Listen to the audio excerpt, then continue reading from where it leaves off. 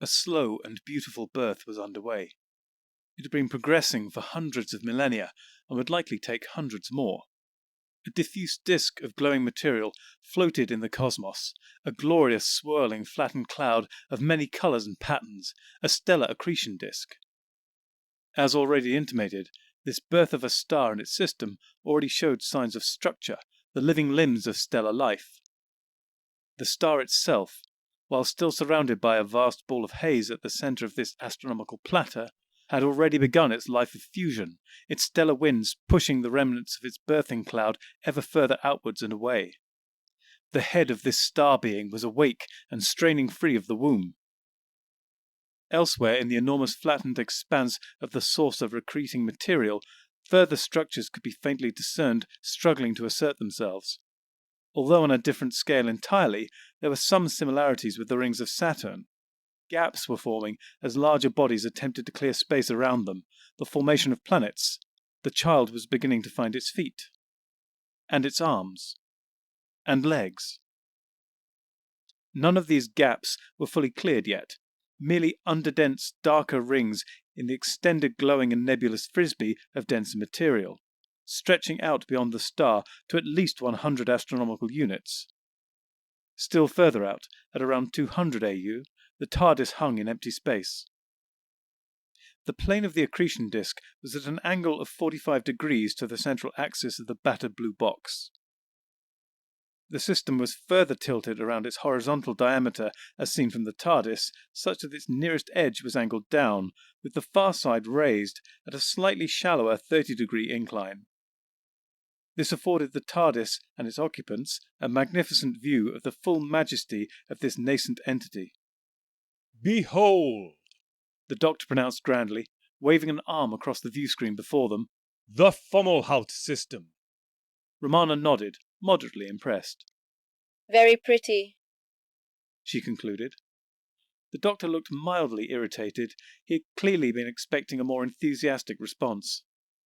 "Well, I thought you might appreciate going somewhere we've never been before," he said a little grumpily.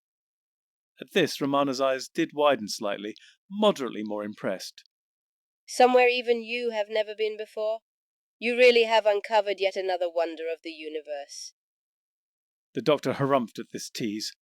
"Yes, well, it seems some people are never satisfied," he grumbled. "Fascinating data being assimilated, Master," K9 chirped appreciatively. The Doctor shot him a dirty look. "I wasn't talking to you." An indulgent smile tugged at the corners of Romana's mouth. No, Doctor, I do appreciate it. As I said, very pretty. When exactly are we, by the way? The Doctor pondered her question for a moment. "Roughly around the same time we last visited Earth, I'd say." Romana frowned. And which of the numerous recent occasions do you mean? The 1880s? The early 21st century? The times we visited Antarctica? The Doctor nodded vigorously. "Yes, that's right," he agreed enthusiastically. "Plus or minus 100,000 years or so." Romana rolled her eyes. How wonderfully precise of you. I suppose I should have expected as much with you driving. The Doctor looked disapprovingly at her. "Oh, Romana, you should know better than that. I only mean that higher precision is pointless when we're dealing with these astronomical timescales. Over the entire range I just gave, this system would still be in its early stages of formation, and probably would be for far longer." Romana nodded her calm acceptance of his point. So where do we go from here? I mean, I doubt there are any people we can visit, are there? The doctor had been moderately mollified by Romana's agreeable attitude and considered her question. Yes, you're almost certainly right that we are unlikely to find any inhabitants in this fledgling system. Indeed, even life itself may not have begun to coalesce. He conceded. Nevertheless, He continued more briskly, we could, nay should, pop by one or even several of these planets or protoplanets. Check out the scenery. We might well find some of the precursors of the life and soul of this stellar party. Romana nodded sagely and seemed on the verge of replying when a loud klaxon blared out from the main console. Imminent collision, Master, Mistress. K9 supplied helpfully. Both Time Lords dashed to the controls. The panel displays did indeed reveal a sizable dark object moving up on the TARDIS with alarming alacrity. Matching course and velocity. The Doctor cried, flicking switches and pressing various buttons, his urgent voice not quite masking an element of panic. While undeniably close, the unidentified mass ceased growing on their monitors as both it and the TARDIS achieved fixed relative positions. With the immediate crisis countered, the Doctor and Romana were free to examine their new spatial companion in more detail. On an astrophysical scale, they shared the same orbit, but by the measures of local distances, the thing was slightly closer to Fomalhaut than the TARDIS. As a consequence, it was poorly illuminated and largely in shadow from their perspective, as well as being slightly out of line of sight with the system's glowing stellar disk. This was why the Time Lords had not seen it before their ship's sensors. Although still dark and shadowy, they could now make out some details. Its form was a tetradecahedron, in this case a giant cube with its corners chopped off, still giving 6 square faces, only now joined by 8 triangles, one at each corner. A cube octahedron. While keeping a constant distance, it was rotating slowly, almost gracefully, about the center of the square surface currently facing them. It's a satellite, The Doctor pronounced warily, either some doubt or trepidation creeping into his tone. Or a space station. Romana suggested. Potatoes, tomatoes. They're basically the same under the skin. What's in a name? So much for no life. Romana responded. Either way, someone must have put it here. Before the Doctor could reply, strange sounds began to emanate from K9. He appeared to be humming a phrase by Strauss. K9, what on earth are you doing? The Doctor inquired in exasperation. Apologies, Master. K9 responded, almost sounding embarrassed. Just some old file fragments. Current sensory input appears to have caused them to be partially recalled to active memory. The Doctor continued to frown. Really? I do sometimes forget you were originally built by a human. Any useful identification on the data? Negative, Master. K9 chirped back. Most data, including file names, corrupted. I can only recover the letters E, T, I, L, and E from the header information. E-tile? The Doctor mused, then shook his head impatiently. It does indeed sound like a hunk of junk. Best clear out the storage space for something more useful and less broken. He instructed the metal dog. Affirmative, Master. K9 answered. Oh, and K9? The Doctor added as an afterthought. Master? The robot replied. Try not to interrupt unless it's actually useful. Naturally, Master. K9 responded primly, adding after a moment's clicking and whirring. All corrupted data now purged. Very good. The Doctor said briskly, before turning his attention to Romana. And I stand by my assessment of this system's likelihood of life. A station or satellite may not have originated here. Doesn't it look familiar to you? Romana studied the view screen a moment longer. It does indeed. I'd say it's identical to the one we ran into in the Megando system. The Doctor nodded significantly. We may need to put our investigation of the Fomalhaut system on hold for the time being. I suspect this is no coincidence given the vastness of time and space. The game's afoot, Romana. And apparently to be played with D14s. She responded a little sarcastically. Nevertheless, Romana joined the Doctor in manipulating the controls before them, initiating multiple scans of the object over a plethora of different wavelengths. "That's damned peculiar," the Doctor muttered. "The TARDIS is giving a very fragmented picture of its internal structure.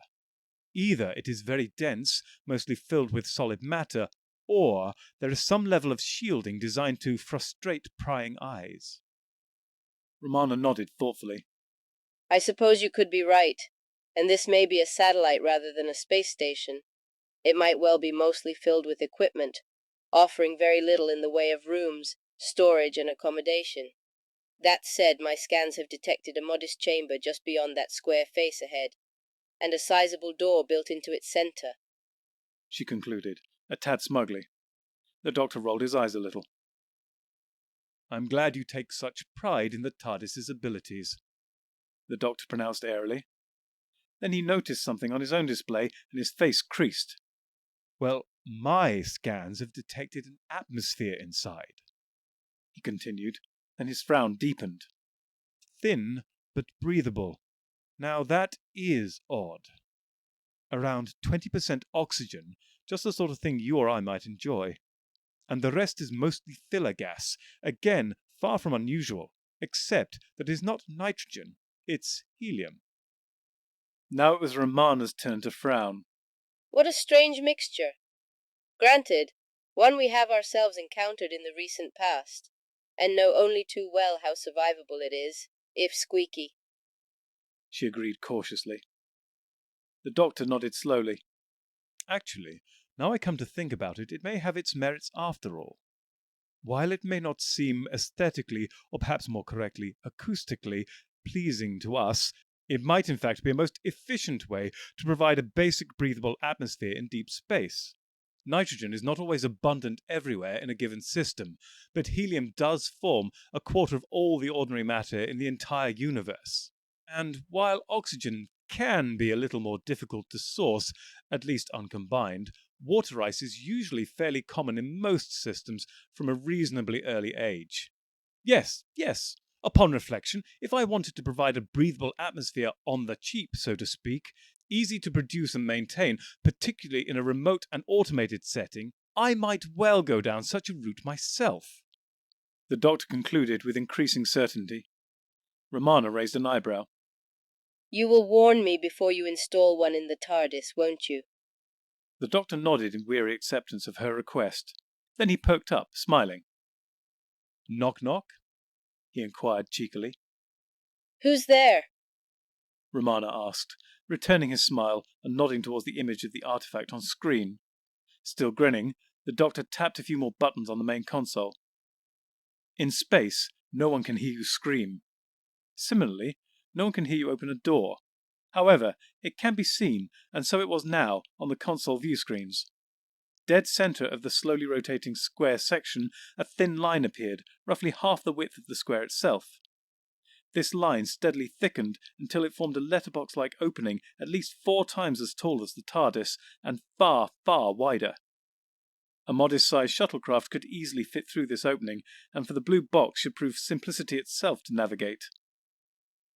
Which were just the conditions the Doctor liked to work with. Romana was doubly pleased for him. The TARDIS gently drifted towards the station and through the bay doors.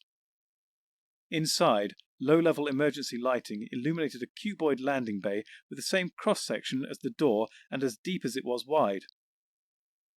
Upon reflection, the Time Lords judged it could have comfortably contained 2 modest shuttlecraft, far more room than was necessary for their vessel. The Doctor set the TARDIS down upon the bay floor. This must have activated an automated system within the satellite or station, since in the aft view screen on their console they could see the bay door slowly close behind them. Then they began to faintly hear a hiss of rushing air, which swiftly grew to a roar, distinctly audible through the walls of the TARDIS. The artifact was filling the bay with atmosphere. "So," the Doctor said, gesturing towards their own main doors, "shall we take the air?" Affirmative, affirmative, affirmative. K9 gabbled excitedly. "I wasn't—" The Doctor began a little tetchily before stopping short. "On second thoughts, You always did excel in creeping, or rather trundling, around space stations or satellites. Yes, good dog. Walkies! Romana shook her head wearily, but could not quite hide an indulgent smile. And yes, I would like to explore too, thanks for asking, she pointed out. The doctor bowed his head towards her and utterly failed to smother a mischievous smile. He waved one arm grandly towards the TARDIS doors, inviting her to take the lead. Romana nodded curtly towards him and strode briskly towards the doors, which whirred open in anticipation of her arrival. The Doctor and K9 followed her at a more sedate pace, and the trio left the confines of their ship. Romana stood a few meters in front of the TARDIS, surveying the bay which almost dwarfed it, at least its external dimensions. With a docking bay of this size, it could still be a space station, she began before her high and squeaky voice tailed off. Oh, good grief. The Doctor continued to struggle not to smirk. Now, Romana, he squeaked in return. Remember the efficiency. Then he too turned his attention to the bay itself. And not necessarily, he continued, responding to her first statement. This could just as easily be designed to accommodate a maintenance shuttle or two, complete with crews and equipment. Romana shrugged dismissively. This is all needlessly speculative and academic. There is a door in the wall ahead. How about we just open it and find out? The Doctor inclined his head in acquiescence, and together the party walked and trundled the 20 meters to the far wall. No obvious opening mechanisms. K9, can you detect any hidden means of shifting this thing? I shall attempt to discover any, Master. The metal dog chirruped, high-pitched and helpful. This was followed by a few moments of spinning ears and flashing bulbs. The door rushed upwards with a swoosh. Well done, K9, the Doctor said approvingly before leading their way inside. The corridor they now entered was a little dim, being lit by the same subdued emergency lighting at floor level as that which had illuminated the landing bay, but it was bright enough to see by, if a little gloomy. As well as being a mite depressing, it was also quite narrow, only 2 meters tall and perhaps 1.5 meters wide. To the left and right along its length, at around 5-meter intervals, were openings of the same dimensions, while at these same intersections, vertical ladders ran through 1-meter square holes in the floor and ceiling. The three companions crept up on the first of these three-dimensional crossroads. From this new vantage point, they could now see the openings to either side led to similar corridors, although there was something indefinable about the walls, a texture or pattern, even odd points of light. It was hard to say. The openings above and below offered hints of corridors parallel to the one they were on, over several levels, at least as far as they could make out. Eeny, meeny, miny, mo, Romana piped up. The Doctor shook his head impatiently. Let's just try left and see where we go from there, he squeaked tersely. And so they moved into the left-hand opening. Their first impression had been correct in that there was indeed something very different about the walls here. Stretching the entire length of the corridor were nothing but racks of equipment, electronics, and other more exotic examples of high technology. Many of these had been the sources of the points of light they had glimpsed, and now, surrounded by those arrays of components, they could hear faint clicks, whirs, and hums. If the rest of the vessel is as tightly packed with mysterious gubbins as this appears to be, I feel more secure in my earlier assessment of this being a satellite, the Doctor pronounced knowingly. So used to his tone by now, even pitch shifted, Romana barely betrayed any signs of irritation. No doubt. In which case, might I suggest we return to the first corridor and simply follow it to its end? I'm sure any control hub is likely to be at the center of this satellite, and more than likely on a straight path from the landing bay for easy maintenance.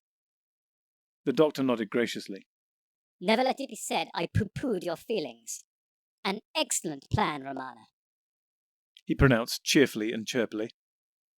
They returned to the main corridor, then turned left, away from the landing bay, to follow it to the end, passing several more corridors and ladders along the way, all seemingly identical. Faced by yet another barrier, the Doctor wordlessly waved towards it while staring significantly at K9. K9 obliged, similarly mute, but far from silent.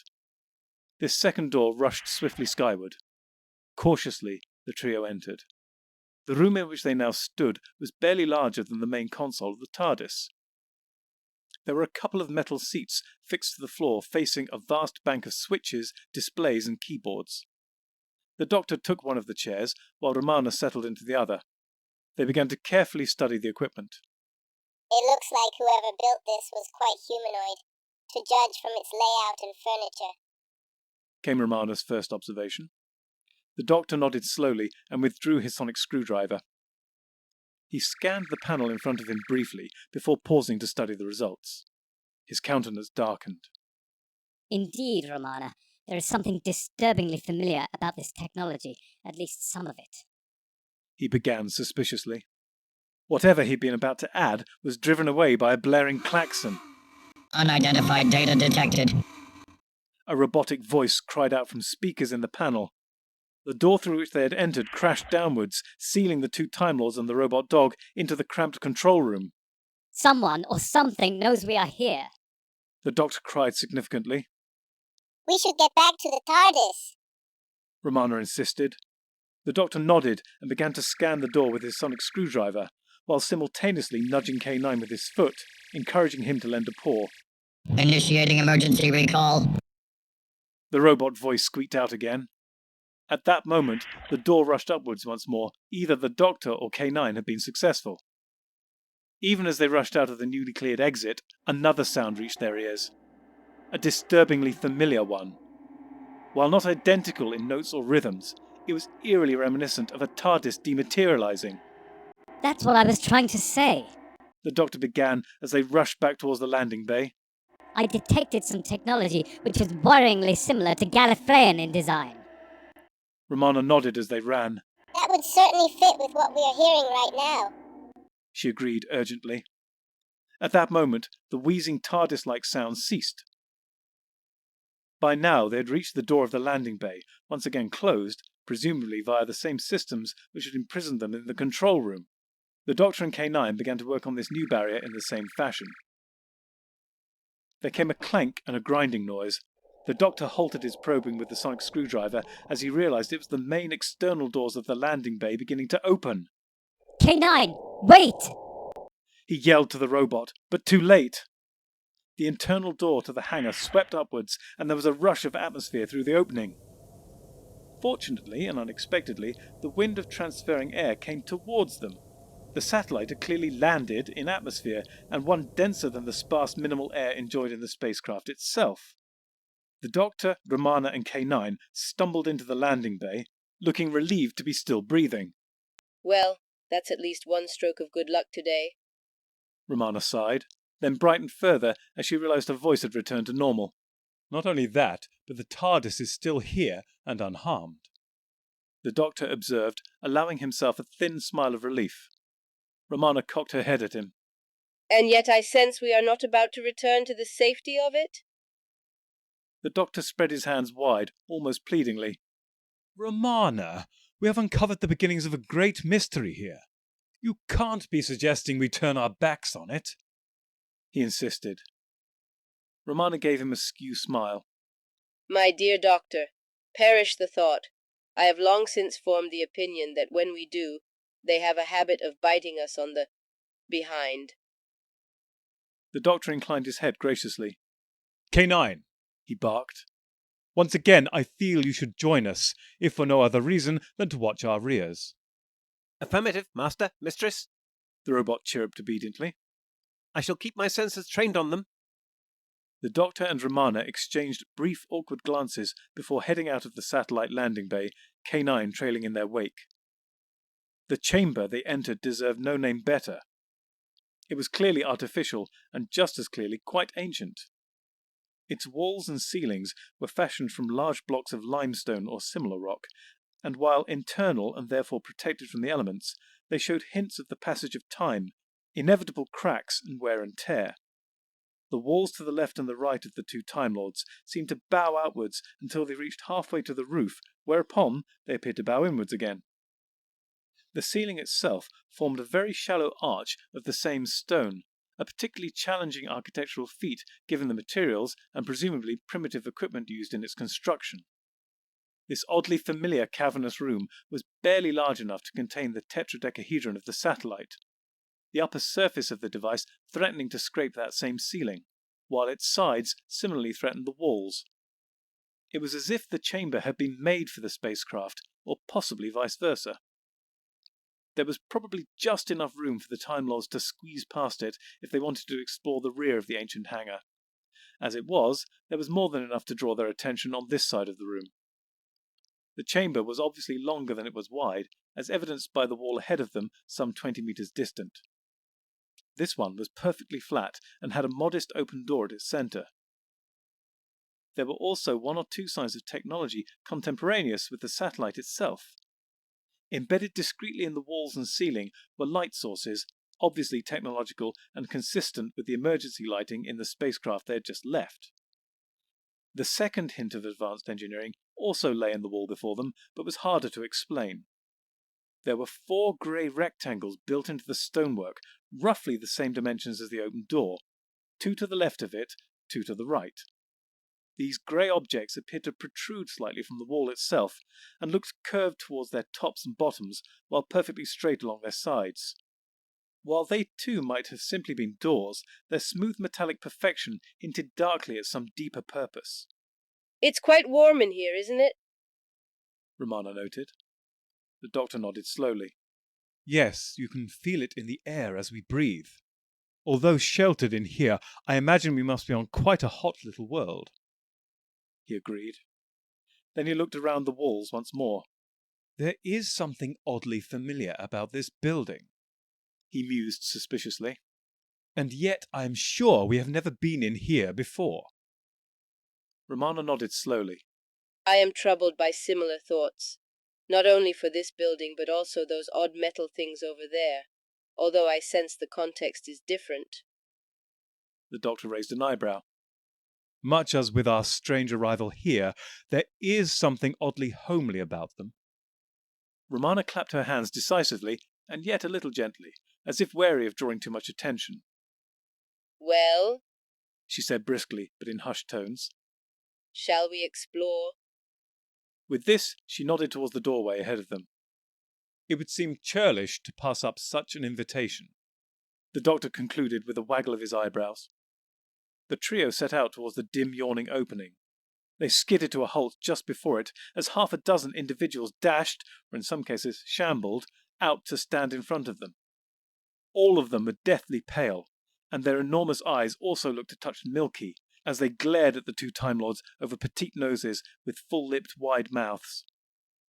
The doctor and Romana recognized them immediately, even if unexpected, with their alabaster skins lacking the healthy shine usually associated with their species. The lines of stitches and other signs of recent surgery that many bore were also atypical, and yet all too familiar to the time travellers. We're on Albia! Romana cried in horror as she regarded the array of reanimated Albion corpses before them. These were the same hench-beings of the infamous Dr. Nugatti, who had pursued them on the most influential planet of the Upsilon Orionis system a month or so ago. Indeed, they were even led by the suited, dull-eyed Albion male who had commanded them in Northwestward Cemetery during their last encounter. "Seize them!" That same creature grunted painfully to his companions. With that, he and his motley crew surged forward to grab the doctor and Romana by their arms and shoulders. A strange crackling thud sound came from behind the 2 Time Lords. While pinned in position, they were still able to turn their heads enough to see K9, his nose laser extended. Master, Mistress, there is some kind of dampening field in operation. My defenses are useless, he cried desperately. Now, the doctor yelled encouragingly. No need to feel anxious about your performance. We know it's not your fault. As the doctor said this, a woman with the arms and legs of a 9-year-old child, apparently sewn to her adult body in place of her own, rugby tackled the robot dog, seemingly intent upon pinning him in place. She was clothed in an overlong, rather formal-looking white dress and black woolen cardigan. Indeed, all their captors were dressed as if they'd been plucked from a funeral in the first half of the 20th century on Earth. In reality, their fashions were utterly in keeping with an Albia hundreds of thousands of years after that era on Earth. an aesthetic favoured by this alien species who had never even met or seen a human in real life. Please be careful with my companions, the doctor said politely as the Albion undead continued to jostle them. I can assure you we surrender. You'll have no further trouble from us. The grips upon the Time Lords did not slacken in the slightest. However, the shaking did subside. You will come with us, the suited leader of the milky-eyed band said monotonously. The doctor inclined one temple towards him. By all means, he said grandly. Take us to your leader. At a nod from the dapper undead, the other Albions released the two Time Lords and K9, although they all remained close about them. The three captives were then ushered unceremoniously through the door. What lay beyond was not a room at all, but in fact a stairwell. They were standing on a narrow landing. Ahead of them began a wide yet steep staircase leading to the floor above. To the left and right of this upward flight, separated by a metre of wall either side, were two more openings of the same width, with two matching staircases, both leading down. Presumably these led to levels beneath the grand chamber with the satellite. Whatever lay below was to remain a mystery, however, as the party from the TARDIS were nudged forcibly onto the middle stairs. They began to climb, K9 whirring a little louder as he began to float up. The doctor saw their journey as an opportunity to bounce ideas off Romana. To judge from the width of the landing we just left, coupled with our steep ascent, I would say we're in a tower, one perhaps only a third as wide as the satellite chamber. At this point they reached the landing above. Here they discovered two more staircases to either side of the one they had just climbed, mirroring those below. The trio of prisoners were encouraged into the right-hand opening and ever upwards. A reasonable assessment, Romana conceded. And no doubt we are in an impressive old building, a castle perhaps. But where exactly on Albia might we be?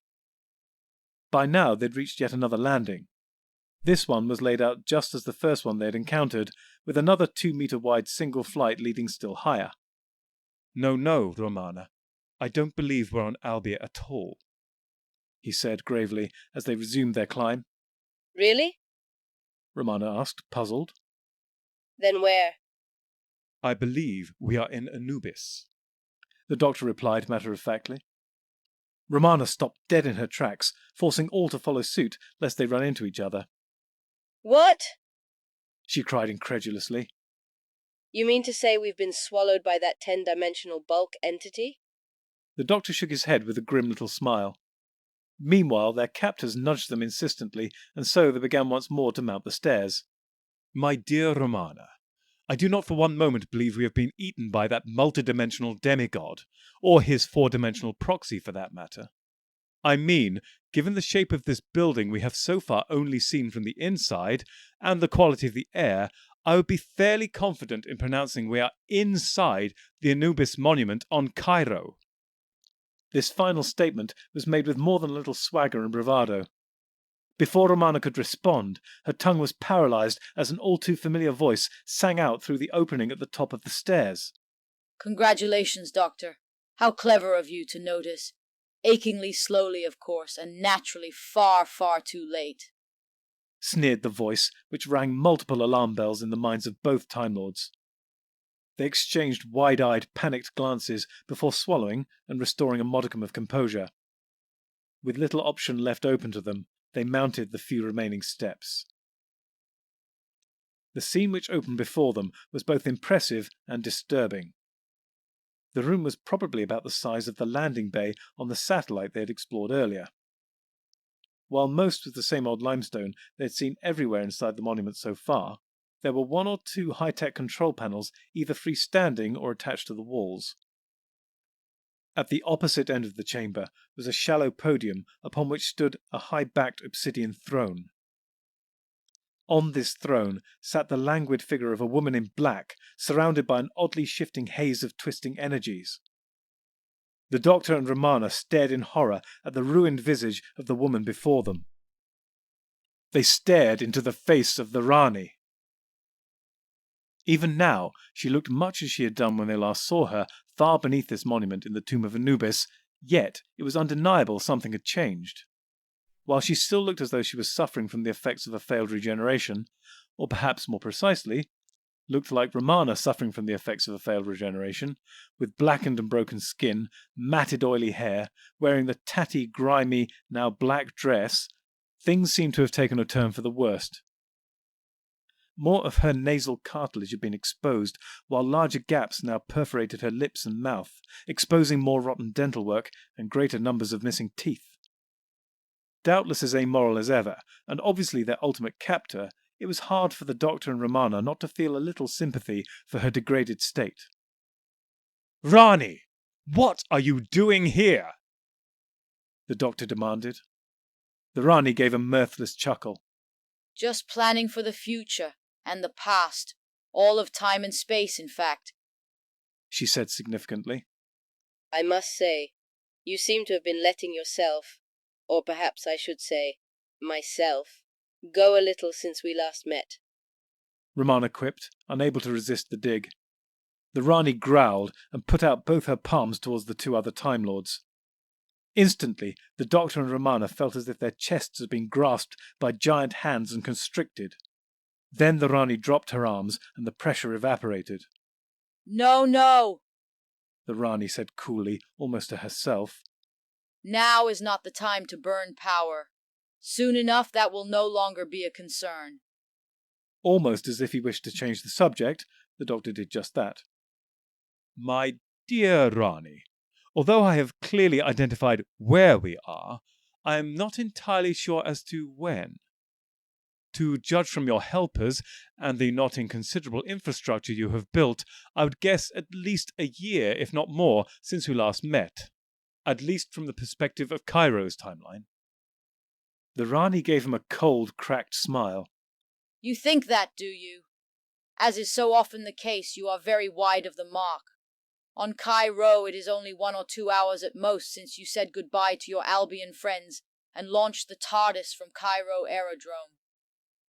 The Doctor's mouth fell open and his eyebrows shot up. 1 or 2 hours? He shouted incredulously. There is no way you could achieve all this in such a short span of time. The Rani chuckled mirthlessly. What a pedestrian linear mind you possess. Sometimes it's hard to believe you're a Time Lord at all. I gave myself the time. I traveled back in time and journeyed through space using nothing but the powers I had gained from the bulk. Even Romana looked impressed. Well, I know we cannot do that without a TARDIS. Your newfound gifts are truly astounding, she conceded. The Rani frowned at her, finding it hard to believe the compliment was honestly made. Oh yes, I can do that, but it comes at a cost, as you can plainly see. So my first order of business was to find an abandoned or unguarded TARDIS. A fairly trivial task for someone of my skills and experience, I'm sure you'll agree. This last remark was made with a nod towards Romana. Yes, I remember, Romana responded coolly. Of course you do. The Rani agreed with a smile just as frosty. Next, I had to pilot my prize back here, for this place in space and time still held some value to me, as will become clear in due course. Well, I say here, but more precisely I meant here a year ago. Plenty of time to gather resources and build all that you see before you and more, all culminating in this fateful day, she said archly. The first thing I constructed, she continued in more businesslike tones, was the time terminus you arrived in just now. The Doctor raised his forehead towards the ceiling and closed his eyes. Ah, of course, I knew it looked familiar, he said in weary realization. You cannibalized your new TARDIS, stripped of the parts which ended up in that satellite we discovered, and also those grey openings in the chamber downstairs. They are space-time portals, are they not? Allowing you to tunnel into different points in space and time, at least for a short while. The Rani gave a mocking round of applause, with the fingers of one blackened hand against the flaking palm of the other. Very good, Doctor. You're finally catching up. Actually, over time, so to speak, I have cannibalized many TARDISes and installed limited basic dematerialization circuits in countless satellites now dotted throughout space and time. and the space-time portals allowed me to more easily gather still more resources with relative ease, such as Dr. Nugati's reanimated minions here. After all, he had no further use for them. The Rani concluded with a cruel turn to her broken lips. The doctor frowned thoughtfully. You know a TARDIS, even many TARDISes, were never meant to be broken up and used in this manner. They inevitably fail under the stresses of being spread so thin. The Rani gave another mirthless chuckle. Not when they receive a helping hand from the bulk, or one empowered by the bulk. Admittedly, my contributions to their continued operation have drained me, but not as much as my traveling time and space unaided. And soon, very soon, all these problems will be behind me. The doctor's frown deepened as he caught the portent of her words. Before he could pursue the matter further, Romana weighed in. But wait! She cried impatiently. If you started setting all this up a year ago, you would have crossed your own time stream, around 4 hours ago by my calculations, which would be impossible. You'd be pulled apart by the eddies. The Rani shook her head with mocking indulgence. Such a limited vision. I can see you and the doctor are a perfect match. True, the time stream would have pulled me apart if I had given it the chance. I may not be the mistress of the multiverse quite yet, and there was no point actively looking for trouble. But I knew exactly when you pulled me from the bulk and freed me in the Anubis tomb. I also knew exactly when I left to try and find my first sacrificial TARDIS. So, when I reached the moment before I first escaped the bulk, I entered a time portal and exited the moment after I had left in search of a TARDIS. In effect, I hopped over my previous time here. Only an hour or two in any event. The doctor nodded sagely. Ah, you cheated. The Rani gave him a hard stare. I succeeded. But why do you have many of these satellites dotted throughout space and time? Romana asked cautiously. The Rani laughed humorlessly. Ha! Must I explain everything to you? After all, you will get to enjoy the spectacle firsthand, although you will be powerless to interfere. My planning is immaculate, and my ultimate goal mere hours away. The doctor studied the fingernails of his right hand in a pantomime of disinterest. Well, if you don't want to tell us, I suppose we could play I Spy, or perhaps you'd enjoy a song. I'm sure Romana and I could rustle up a duet, or even a trio. Only today, K9 seems to have discovered a penchant for melody. The Rani huffed in annoyance at the doctor. I find your triteness even more draining in my current state, but not for much longer. I have been using powers gleaned from the bulk, but without direct contact with that realm to fuel them. And even while in the bulk itself, I lacked the materials necessary to consume their energies without the all-too-obvious harmful side effects. But now I have the materials and technologies of our universe and soon renewed access to the bulk. The doctor's face dropped and became utterly serious. Rani, what have you done? He asked in hushed tones. Her icy stare fell upon him once more. It's not just what I have done, it's what I am going to do, and keep on doing. Here, the Rani rose from her throne and spread her arms wide. First, this entire monument has been converted to act as a collector and store of bulk energy. A battery, if you like. Romana frowned, aghast. But how will you get energy from the bulk to here? The Rani laughed once more. I have seeded all of time and space with those satellites. Each one is energetically linked to this battery, using elements of the Gallifreyan technology I repurposed. This location is particularly useful to me. You may have fixed this system's fractures to the bulk, but historically, it has always had the thinnest of barriers between our universe and the wider multidimensional whole. And this time is extremely close to when it was still broken and porous. All my satellites will open rifts, both here and throughout the whole of existence, into the bulk itself. They will funnel its energy here to my battery, and from it to me.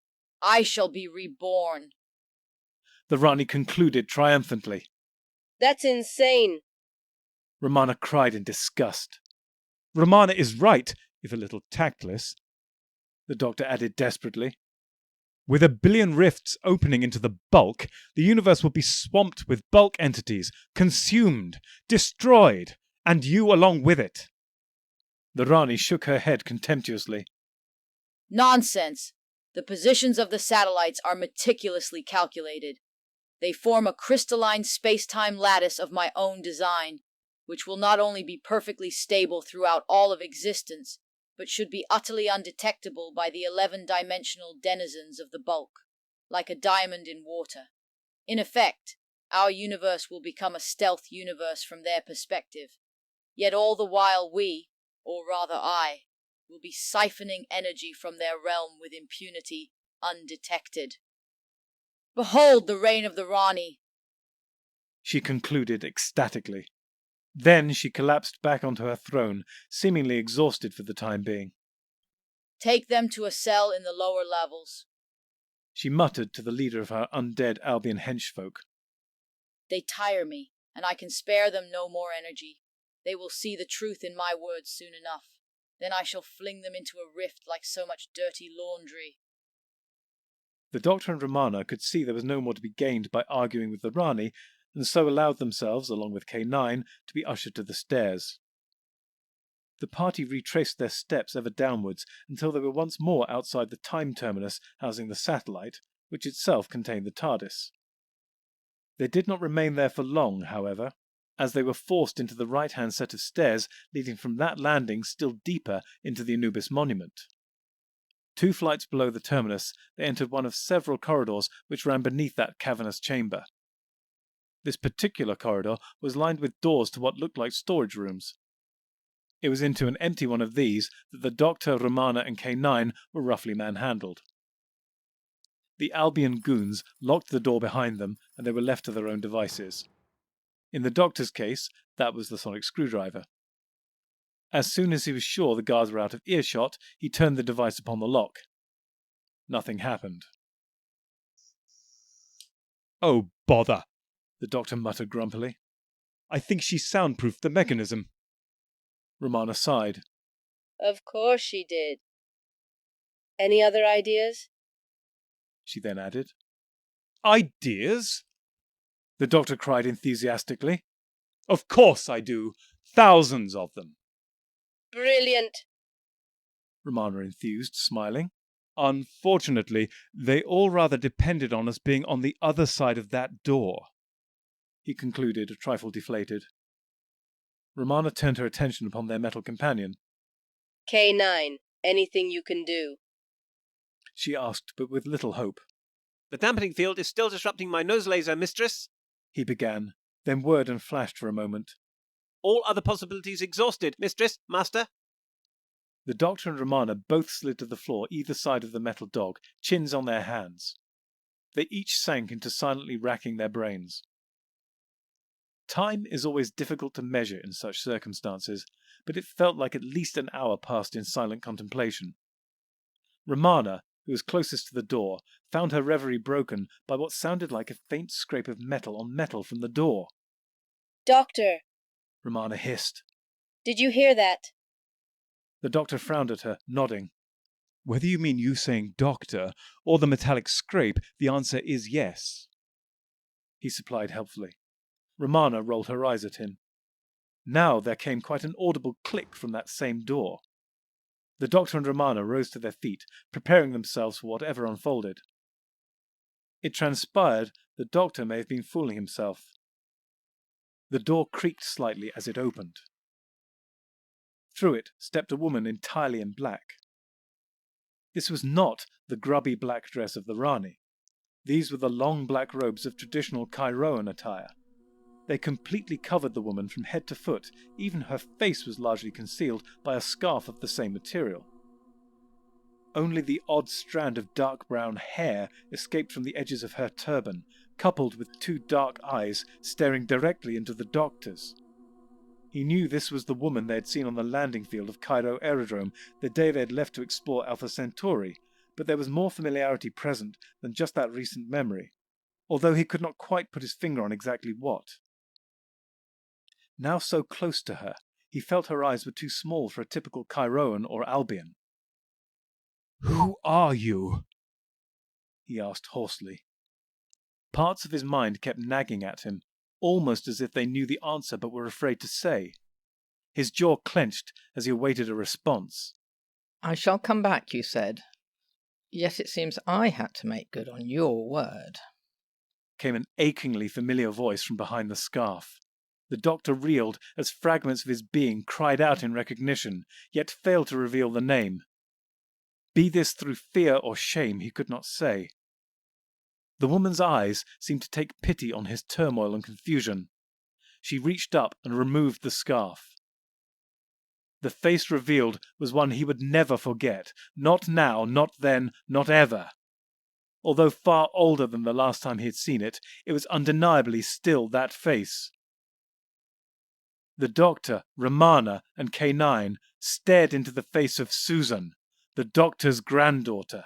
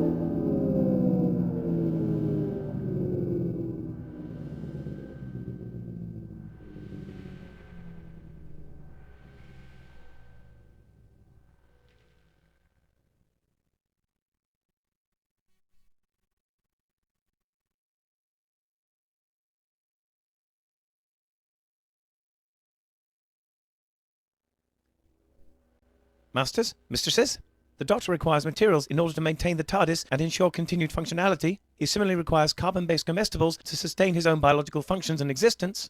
Master would never say this, but he requires aid beyond that supplied by this unit in order to acquire these. To aid the Doctor in his various tasks and creations, this can be most effectively achieved via Patreon or Substack subscriptions, or through donations directly to PayPal. Or if you desire physical goods in return for your contributions, written accounts of my travels with the Doctor are also available on Amazon. Links are in the description below. Thank you, masters, mistresses.